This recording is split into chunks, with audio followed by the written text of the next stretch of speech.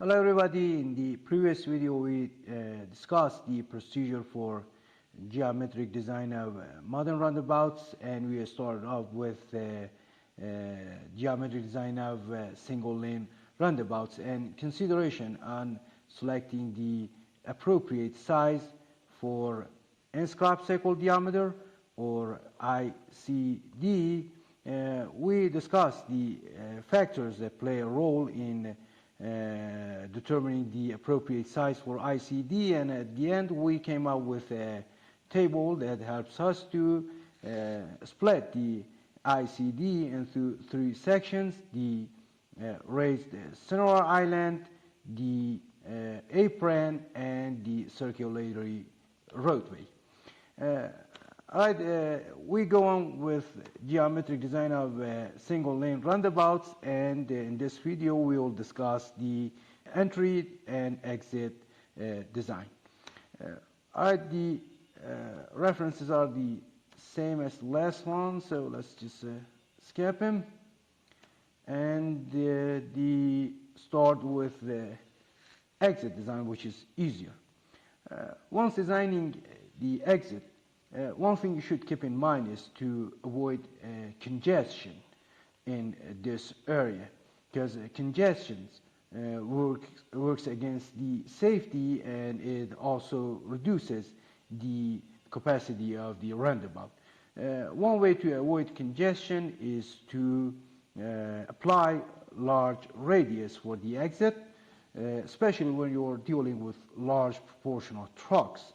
As you can see in this video, it will be more difficult and it would take more time for this tractor trailer to exit the roundabout if they had applied a sharp radius for the exit. So if you're dealing with large proportion of trucks and the pedestrians are not a factor, which is normally associated with rural areas, then the typical range for exit radius could be in between 300 feet and up to 800 feet, especially with this offset to the left of the central island. Sometimes even tangent exit are also appropriate.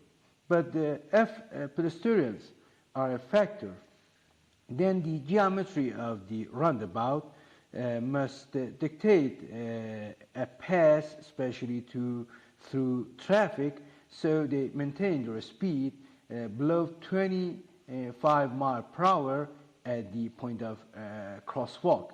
We haven't talked about the fastest pass yet, but the speed corresponding to this curvature plus the amount of speed that passenger cars can gain allowing this pass, assuming an acceleration rate of 6.9 feet per square second, must be less than 25 miles per hour. If not, then the exit radius must be sharp enough to dictate enough deflection for exiting traffic to maintain their speed below 25 miles per hour. We will discuss the fastest pass in this check in the next module. Here in this case, a range of exit radius in between 100 feet to 200 feet will be appropriate. Still, you will need to check this curvature and the speed corresponding to it for being consistent with this speed and also being below 25 miles per hour. In terms of width of exit, the width depends on your design vehicle. If you pick a radius in between this range, then you don't need to be worried about the width, because just flaying the same radius for left and right side, this is the edge of apron and this is the inscribed circle diameter, will do the job. And if you're dealing with this range of exit radius, you may want to start with 20 feet for exit width, and once your first layout is complete, you'll need to check that and make sure that it can accommodate your design vehicle using an AutoCAD-based computer program like AutoTurn. All right, it was all about the exit design, and let's move on to the entry design. Unlike the exit design, entry design is more challenging. Actually, it's a wilder part because lots of benefits safety-wise you expect to get by applying modern roundabouts depends on your entry design. Here we start with the angle of sight to the left. Let's first demonstrate how to measure it, then we'll discuss it. Suppose this is the alignment of entering vehicles at the entrance line, and this is where it intersects with the center line of the circulatory roadway. From this point, you draw a path as long as intersection side distance towards the immediate upstream entry, and then draw a line between the driver's eyes at the entrance line, which is normally 10 to 16 feet in advance of your line to the end of this path. Now this angle is the angle of sight to the left, and it must be more than 75 degrees, so a driver at the entrance line is given a comfortable visibility to his left as far as intersection side distance, so to give priority to the vehicle on his left if it's needed. If this angle is below 75 degrees, then the driver will have to look over their shoulder, which is not comfortable and also desirable safety-wise. As long as your intersection legs intersect at an angle near 90 degrees, normally you get an angle for side to the left more than 75 degrees. But for some special alignment like this one in this picture, you may get an angle below 75 degrees, then you will be needed and you will be required to realignment this, for example, approach. We haven't talked about the intersection side distance yet. If you don't know about intersection side distance, we will discuss this in the third section. All right, let's move on to the next parameter, the entry angle. Again, let's first demonstrate how to measure it, and then we will discuss it. There are two different conditions, so two different methods to measure the entry angle. First, if the distance between the left side of the entry of interest and the left side of the next exit, I mean here the distance between A and B is less than approximately 100 feet, then the exit traffic actually governs the method for measuring entry angle. In this case, first you need to develop the center line of the entry of interest. You may want to split the entry radius into three segments. The first one, I don't have it here, one at the middle and one at the end. Then through the midpoint of these segments, you fit a curve, for example this one, then extend it till at the intersect with the inscribed circle diameter. From this point, you draw a line tangent to the center line of your entry, and you do the same for the next exit. I mean, develop the center line of the exit, extend it so it intersects with the inscribed circle diameter. Then from this point, you draw a line tangent to the center line of the exit, and here we are. This is the angle that it's twice the entry angle. But there are conditions, especially due to the alignment approaches, or sometimes, for example, when you're applying a roundabout at T intersections, that you don't have this leg here, and actually the circulating traffic governs the method for determining and measuring the entry angle. In this case, for example, suppose we don't have this leg here. In this case, you do the same for the entry of interest. I mean, develop the center line, extend it, and then draw this line tangent to it.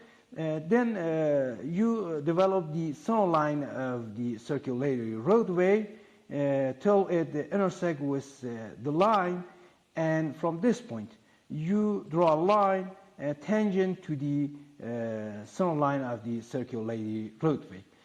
And here this angle is equal to entry angle.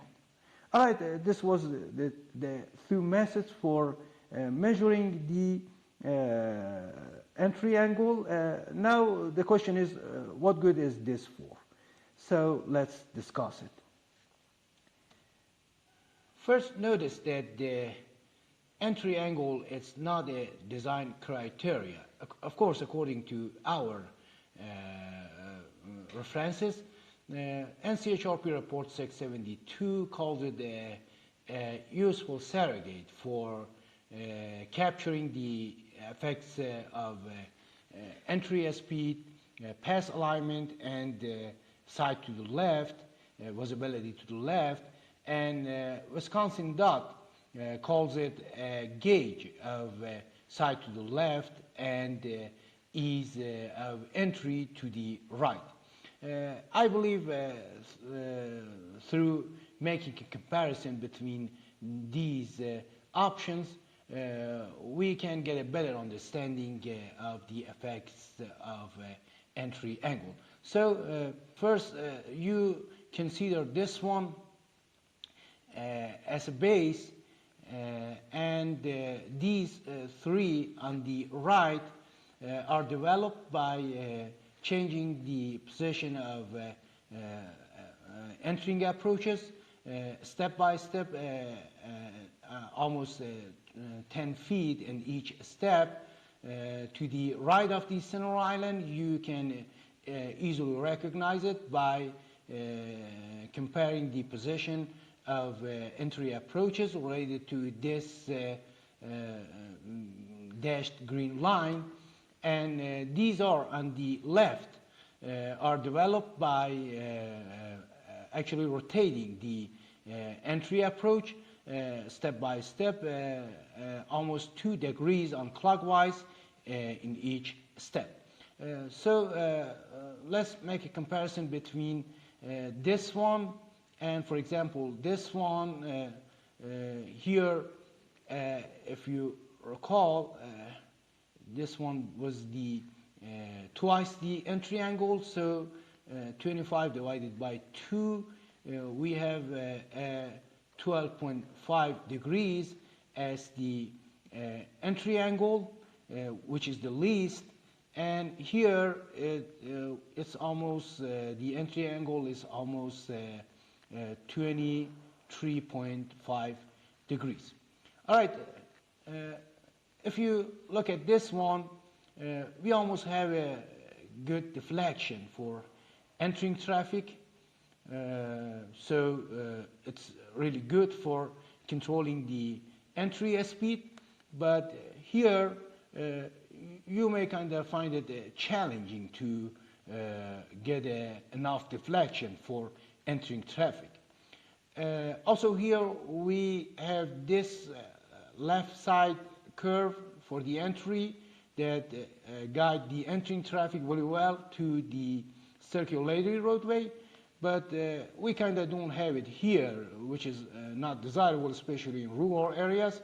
That may cause some crashes, like colliding with the Sonora Island. Again, the entry to the right is really easy in this case, but here there will be some more difficulties for entering traffic to turn to the right. Well, so far, so good with this one, but on the other hand, if you look at this area, you kind of see that the entering and exiting traffic kind of form a merging maneuver, which makes it really, which is not desirable. For example, a vehicle at this position, it will be kind of difficult for entering traffic to recognize if this vehicle is leaving the roundabout or it can continue circling the Sonora Island. But here, entry and exit traffic can form a crossing maneuver. So for entering traffic, it would be kind of easy to recognize, for example, that this vehicle at this position gonna continue circling the Sonora Island. So there must be a range for entry angle that kind of make a balance between these competing actually needs. Wisconsin DOT recommend a range of 20 degrees to 30 degrees for entry angle, and it also says that you may find it difficult sometimes to provide enough deflection for entry traffic, especially with entry angles within the higher portion of this range.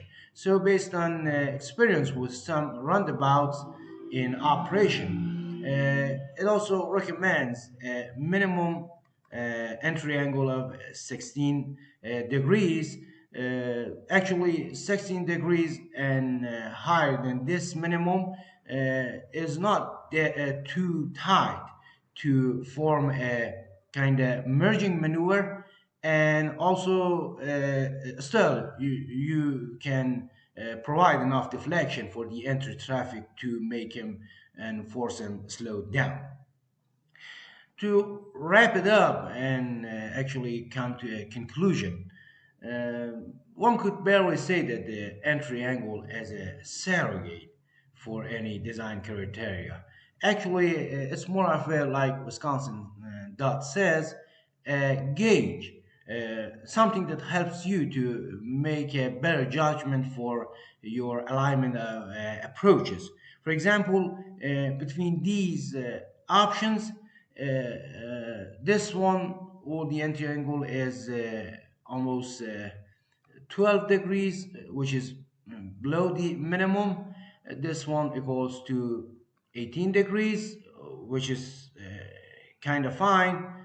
And still this one, it's almost 20 degrees, and this one is kind of too much. Here this one is below the minimum, and here it's kind of almost equal to the minimum of 16 degrees. So if you're to pick between these, you may want to select this one and this one and this one, along with consideration for the other design criteria. These three may be kind of good alignment for approaches.